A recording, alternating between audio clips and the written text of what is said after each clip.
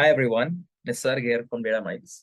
So today's question is that what is A to B testing or A/B testing in machine learning?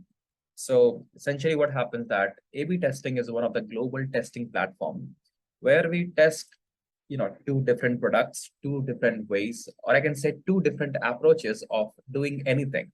Let's say I have a company which is selling its product. So generally what happens when we talk about any company, what happens? We have their own website, we have our own website, and we just write, design this frame of this website in such a way that there is one contact button at any of the places in this particular website. Let's say we have a contact button over here, and we just write everything about the company, that what kind of product that we sell. And if you are interested in that, you can come over here and press this contact button.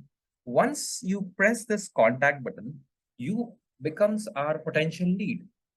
The information of you, because the moment you press this contact button, we do collect your data, like your number, your email ID, your name, and those information is being sent to our sales team, and our sales team then approaches you back. And what happens? Of course, from becoming a lead, you become our customer. So let's say that your front end guy who is designing these kind of framework for you, where you are designing this website and people are coming, clicking in that particular button, and they are becoming the potential lead. Let's say the marketing thinks that it's better that you create the website in such a manner that the contact button should be in between, like this. Now, from contact button being placed over here, the team thinks that the contact button should be placed in between, because there are more chances that the people will be clicking on this button. And of course, if more leads are getting generated, the chances of becoming the potential customer will become more as well. So what we do, because this is what is happening. So this is an approach A, which is already existing, and people come with one of the new approaches called as B. So A/B testing is all about testing two different approaches, or two different ways, or two different products as well.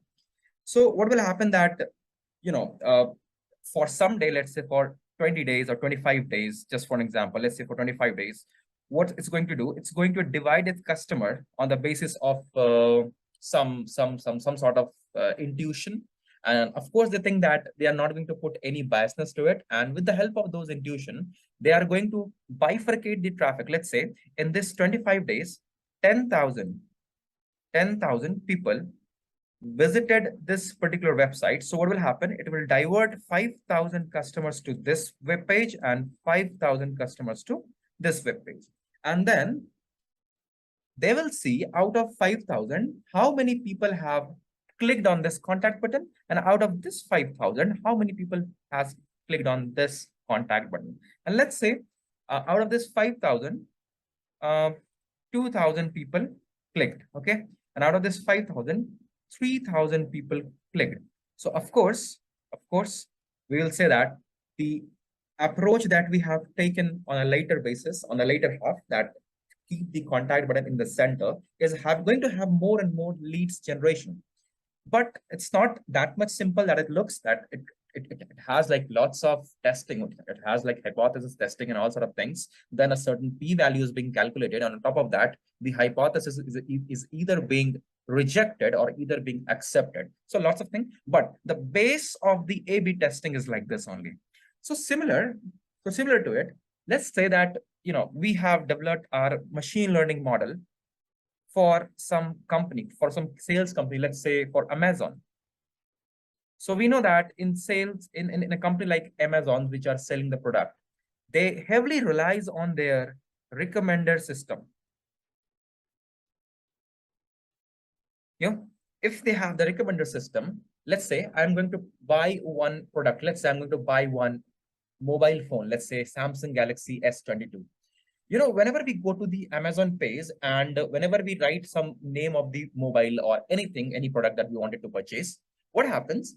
Along with that product, the company Amazon tells us that what are the more extra things which are additional to this particular phone to be purchased, like back cover, charger, earphone, headphones. Why do they kind of display those kind of things when we try to purchase one single product? Because they know these are the additional things. And the thing is that where does that additional thing comes from? Those additional things comes from the recommender system that has been using that Amazon service. I mean, the model that has been trained in such a way that whether a product, whenever a user is searching for a certain product, just give us kind of recommendation that will make that person to purchase those commodities as well, right?